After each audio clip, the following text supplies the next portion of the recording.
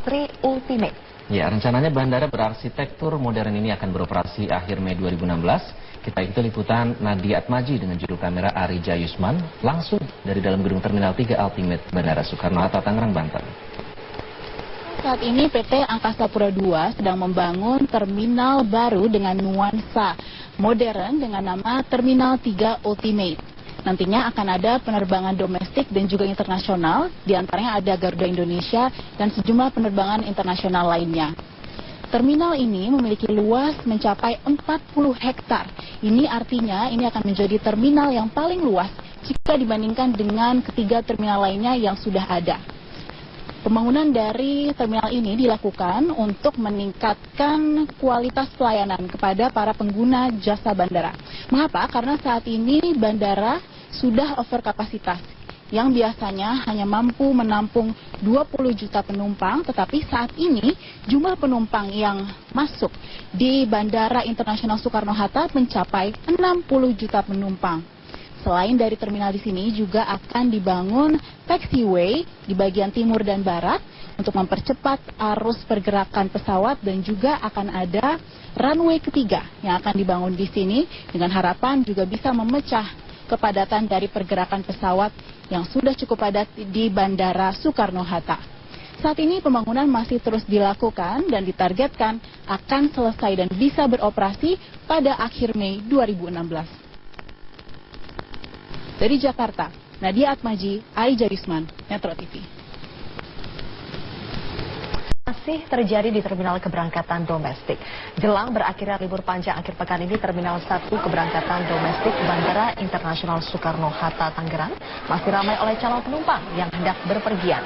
Sedangkan untuk terminal kedatangan domestik masih terpantau sepi. Dari data statistik, penumpang Bandara Internasional Soekarno-Hatta mulai hari Rabu hingga Jumat malam tercatat sebanyak 4.337 penumpang.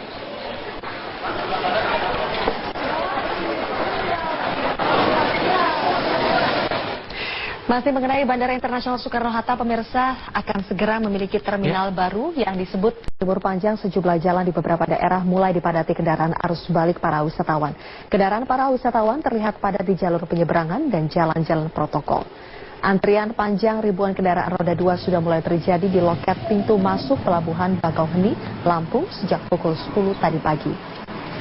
Para pemudik liburan akhir pekan ini datang secara bergerombol setelah merayakan libur di Pulau Sumatera dan mengakibatkan penumpukan.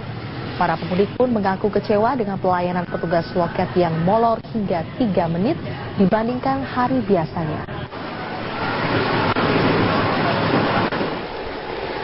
Arus balik kendaraan wisatawan dari kawasan jalur selatan Nagrek menuju gerbang tol Cilenyi mulai padat. Bahkan terjadi kemacetan panjang 2 km di kawasan Ranca Ekek, Kabupaten Bandung, Jawa Barat. Kemacetan di kawasan Ranca Ekek, Kabupaten Bandung, Jawa Barat tersebut disebabkan adanya aktivitas pasar tumpah di kawasan Warung Cina.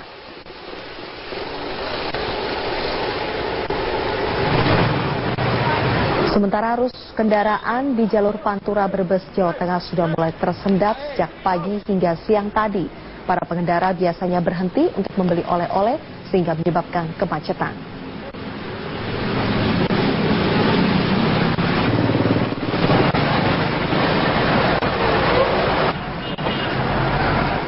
Wisatawan yang sempat memadati Sabtu pagi mulai meninggalkan kawasan wisata. Hal ini terlihat dari padatnya ruas jalan dan bandara. Antrian kendaraan terjadi di beberapa titik seperti gerbang tol keluar objek wisata Pantai Pangandaran dan pertigaan Kota Pangandaran. Kendaraan wisatawan keluar dari kawasan objek wisata dalam waktu yang hampir bersamaan. Petugas Lantas Polres Ciamis bekerja sama dengan Polsek Pangandaran mengatur lalu lintas mengurai kemacetan.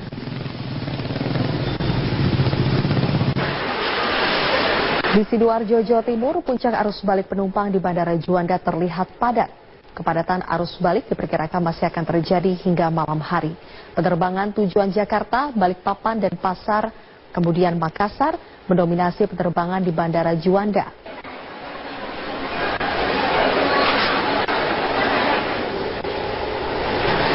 Sementara itu di Banyuwangi, Jawa Timur, arus balik liburan di Pelabuhan Ketapang masih terlihat normal.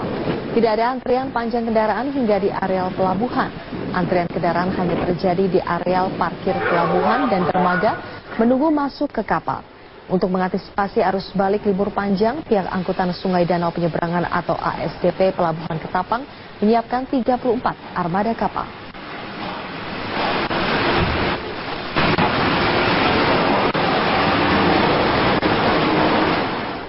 Ribuan kendaraan diperkirakan pada hari ini, dan untuk mengetahui bagaimana kondisi terakhir di sana, ada rekan kami Patricia Jane yang saat ini bergabung di sekitar kawasan Gerbang Tol Paster, Bandung, Jawa Barat. Patricia, bagaimana kondisi terakhir di Gerbang Tol Paster?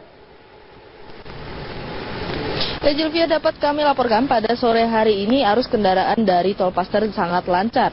Data yang kami dapatkan menunjukkan bahwa kendaraan yang meninggalkan kota Bandung melalui Tol Paster berjumlah sekitar 12.000 kendaraan mulai pukul 6 pagi tadi hingga pukul 2 siang. Dan angka ini jauh dari angka normal kendaraan di Tol Paster pada hari akhir pekan, yakni sebanyak 14.000. Dan arus kendaraan yang sedikit ini disebabkan oleh adanya lonjakan arus balik yakni sebanyak 40.000 kendaraan dari pintu Tol Paster meninggalkan Bandung pada Sabtu kemarin. Wisatawan mengantisipasi macet pada hari ini dan kemudian memilih untuk meninggalkan kota Bandung pada kemarin. Dan arus Tol Paster yang kurang dari normal pada hari ini juga terjadi karena adanya faktor persiapan ujian nasional yang akan berlangsung pada besok hari. Dan menurut pantauan kami, arus lalu lintas hampir di semua tol menuju Jakarta lancar dan renggang. Dan bagi Anda yang ingin meninggalkan Bandung, terjadi kepadatan lalu lintas di Jalan Dr. Junjunan sesudah flyover Pasupati. Kepadatan jalan ini terjadi karena adanya parkir kendaraan di sisi kiri jalan. Jadi kendaraan memarkirkan jalan di daerah pusat oleh-oleh dan kemudian membuat bahu jalan menjadi kurang satu lajur dan menyebabkan kepadatan arus lalu lintas.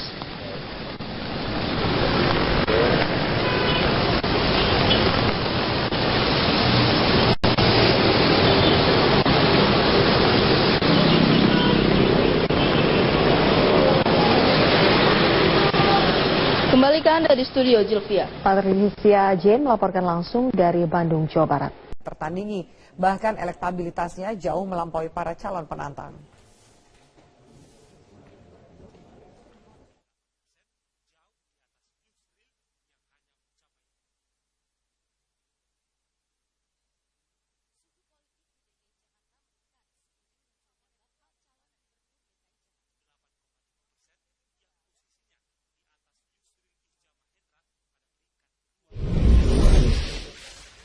Baik pemirsa, jelang Bursa Gubernur DKI Jakarta 2017 Oktober mendatang, sejumlah nama mencuat menjadi penantang serius Ahok. Namun bagaimana kedepannya resmikah mereka melaju di putaran Pilkada DKI?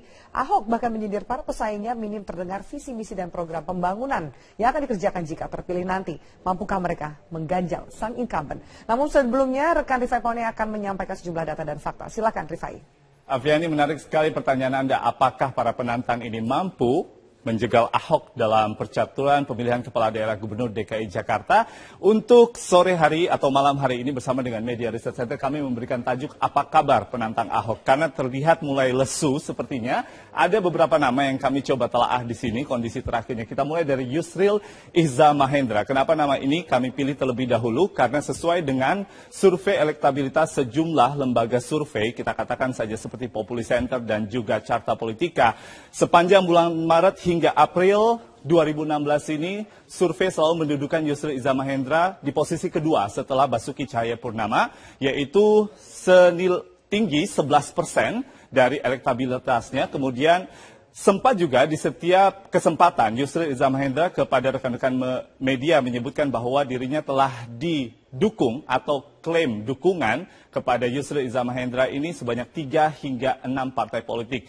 Yusril sempat menyebutkan seperti nama partai politik yaitu Golkar, kemudian Gerindra dan juga Partai Keadilan Sejahtera. Namun secara resmi internal ketiga partai ini belum menyatakan dukungannya kepada Yusril Iza Mahendra. Ada juga salah satu kondisi terakhir yang kami terus pantau bahwa Yusril Iza Mahendra, Afi dan juga pemirsa, kerap kali mengunjungi kelompok-kelompok masyarakat di DKI Jakarta melalui pendekatan agama dan juga pendekatan hukum. Nama kedua yang kemudian juga mencuat dari partai politik khususnya PDI Perjuangan, yaitu nama Tri Risma hari ini, elektabilitasnya sempat menyentuh angka 7,5 hingga 7,8%. Secara eksplisit di berbagai kesempatan, Tri Risma hari ini menolak usulan PDI Perjuangan untuk maju sebagai calon gubernur DKI Jakarta 2017. Pada periode ini juga, Tri Risma hari ini selalu menyebutkan bahwa tidak ingin mengkhianati warga Surabaya karena baru saja dilantik dalam periode kedua sebagai wali kota Surabaya. Nama terakhir yang kami coba usung pada saat menyampaikan informasi grafis ini yaitu Sandiaga Uno, Maret dan April 1,8%.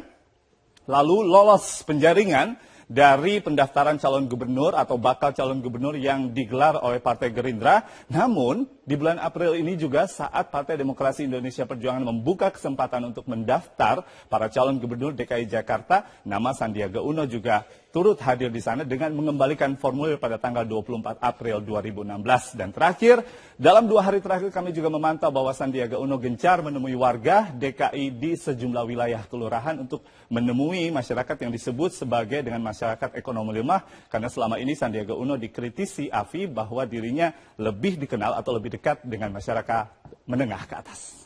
Afiani. Terima kasih Rifa Ipamon yang langsung akan kita bahas. Saya langsung perkenalkan pemirsa para narasumber sudah bersama saya di studio saat ini. Ada politisi Partai Nasdem, Bang Taufik Basari. Bang Taufik, selamat malam. Malam, Afi. Kemudian juga ada politisi dari Gerindra, Bang Ariza Patria. Bang Ariza, selamat malam. Malam. Dan ada pengamat politik, Boni Hargens. Bang Boni, selamat malam. Malam. Baik, Bapak-Bapak, kita tahan dulu pembahasan mengenai seberapa serius para penantang Ahok ini di Pilkada 2017. Sesaat lagi pemirsa, kita lanjutkan. Tetaplah bersama kami di Prime Time News.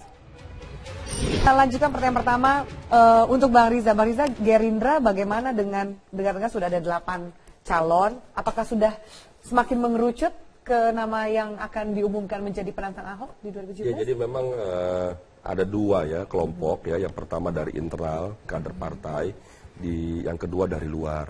Kami tidak mengharuskan harus dari dalam, tapi tentu semua partai ingin kader-kader terbaiknya ikut mencalonkan dan bisa menang dalam pilkada dimanapun ya. Itu yang pertama. Yang kedua, proses sudah dilalui dan sudah ada beberapa nama, kurang lebih tadi 8 nama, dan sampai hari ini kami masih memberi kesempatan pada semua calon untuk melakukan sosialisasi dan menunjukkan prestasi dan lain sebagainya. Ketemu dengan partai-partai yang lain juga? Oh ya, tentu kami saling sawani, kami sudah ketemu ya. Tidak hanya di lingkungan KMP ketemu, tapi juga sudah ketemu dengan partai-partai lain ya di luar KMP. Masuk PDIP juga? Iya, tentu karena memang kita tahu bahwa pilkada ini sangat cair. Proses di 2015 kami dengan Nasdem juga banyak berpasangan. Jadi ini satu bukti bahwa satu fakta bahwa pilkada ini memang punya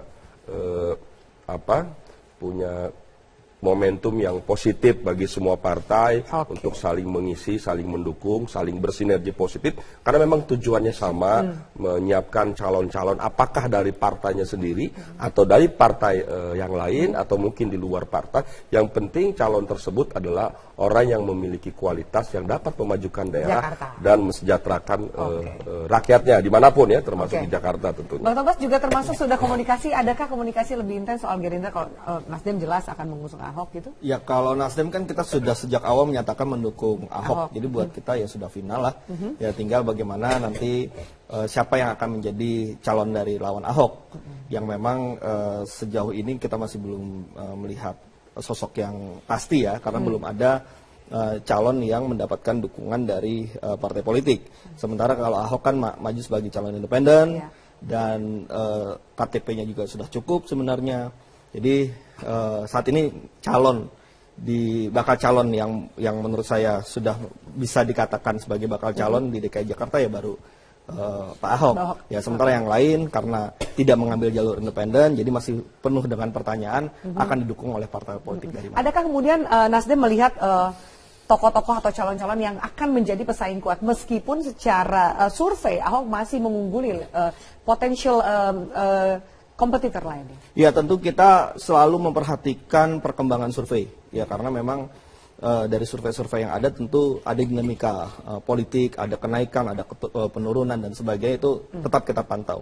Apalagi Nasdem ketika kita sudah mendukung calon yang ingin kita majukan, itu kita akan selalu berhitung mengenai strategi, ya apa yang harus Nasdem lakukan, bagaimana cara yang meningkatkan elektabilitas, bagaimana kira-kira nanti yang akan menjadi lawan, apa yang menjadi kekuatan dari lawan, apa kelemahan dan sebagainya, itu tentu kita akan pantau terus. Dan selama ini ya kita lakukan itu. Selama ini tenang-tenang dulu karena juga belum ada yang mengumumkan. Nah, itulah. Ada antisipasi lebih jauhnya.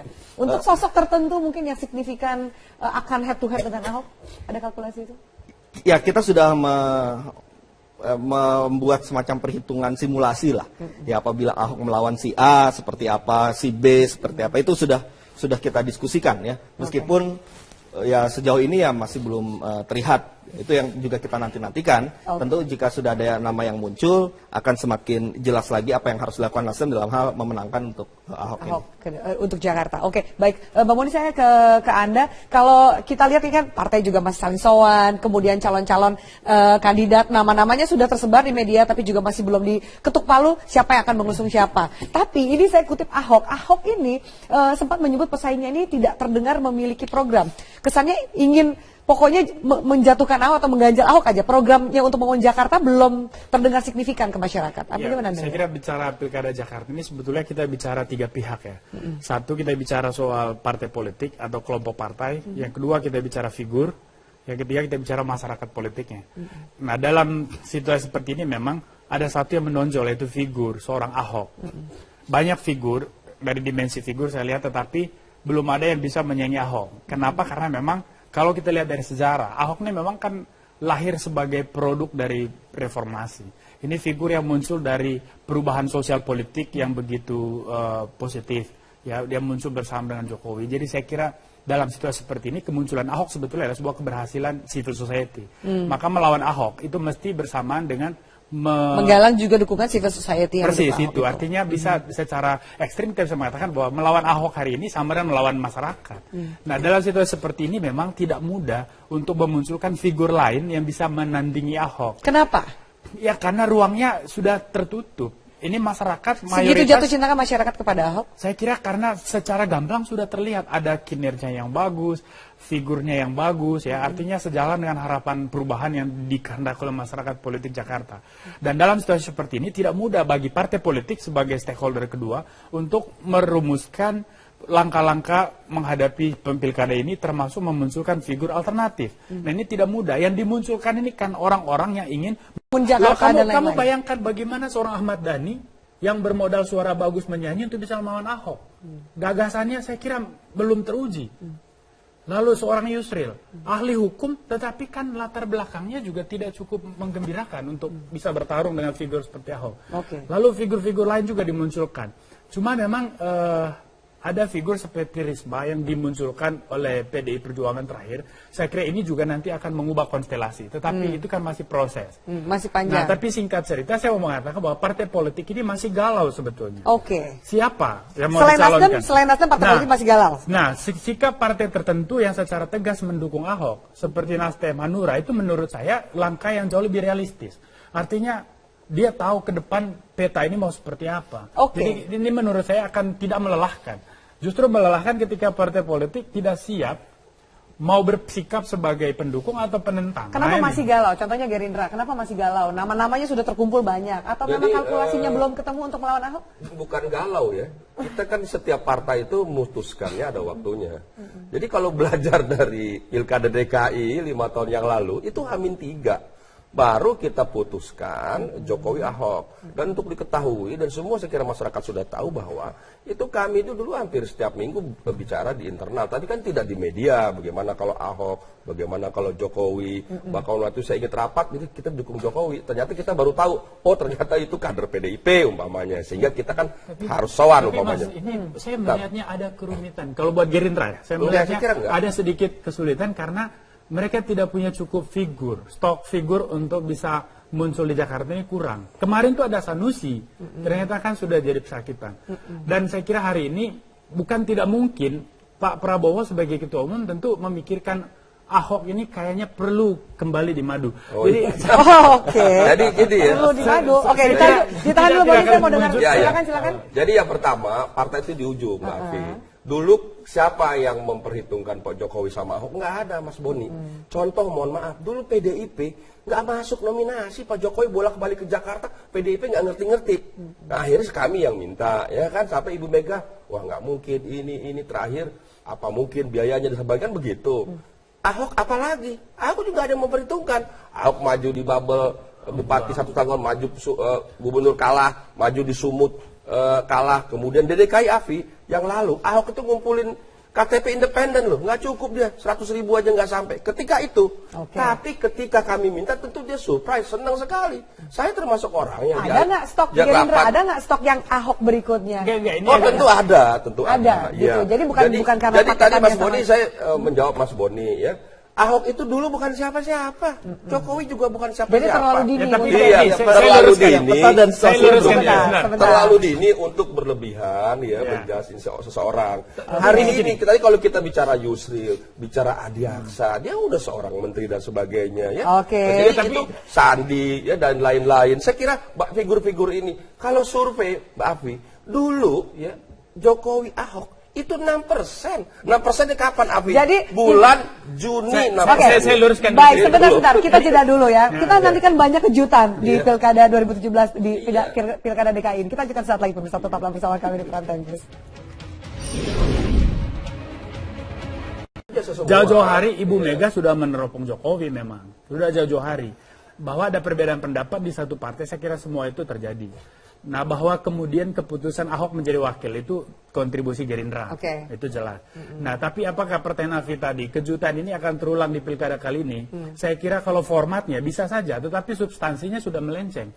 Karena yang satu sudah figur yang diakui oleh publik, sudah ada track recordnya, dukungan publik terukur dari KTP dan sebagainya dan survei.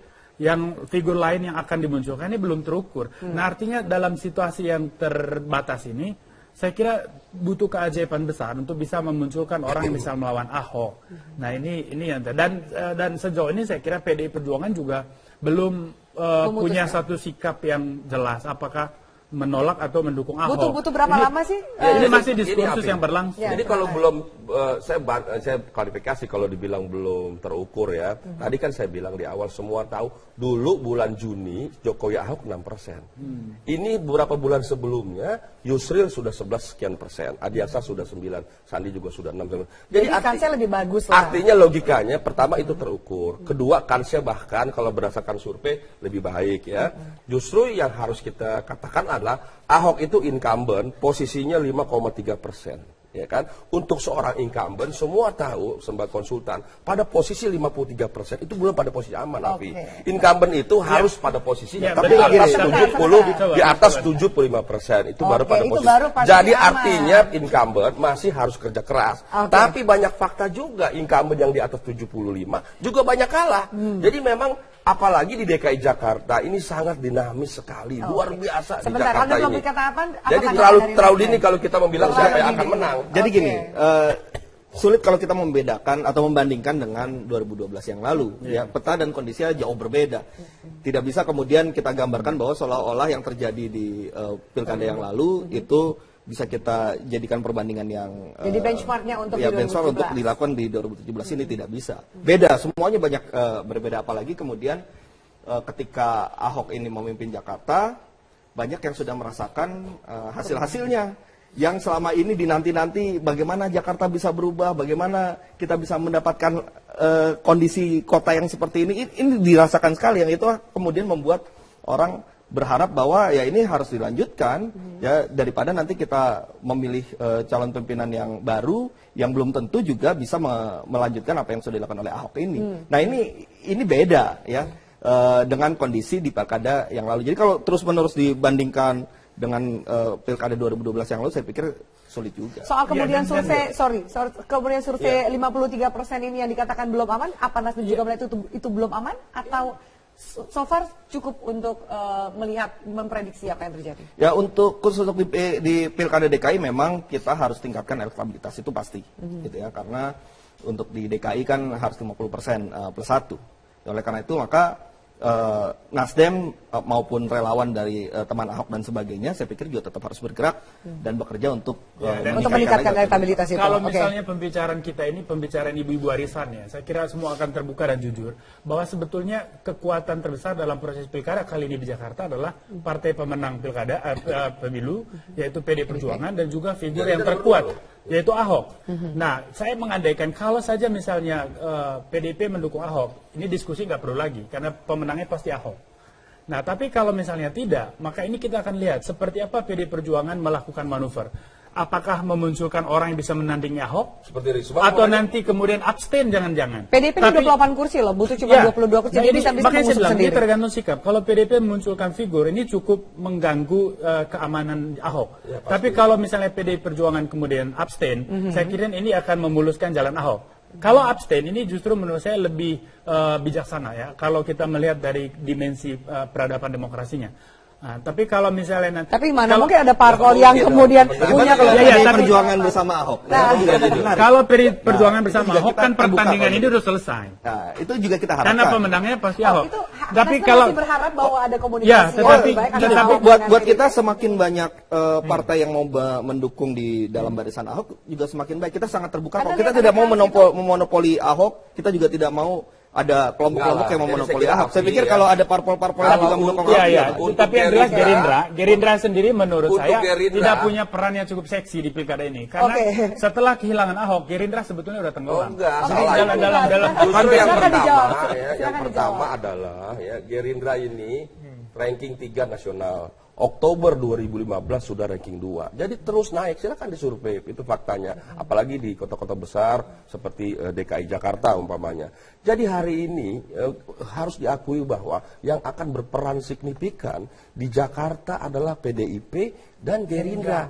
Dulu PKS umpamanya periode sebelumnya. Jadi bergerak ini. Hari ini semakin kuat PDIP, semakin kuat Gerindra. Jadi pertemuan antara dua partai ini pada Pilkada 2017 bukan sesuatu yang mustahil. Kami juga terus membangun komunikasi. Chansnya seberapa besar antara PDIP dan kemudian Gerindra bersatu? Oh, sangat mungkin. Tidak ada yang tidak mustahil. Melawan Ahok.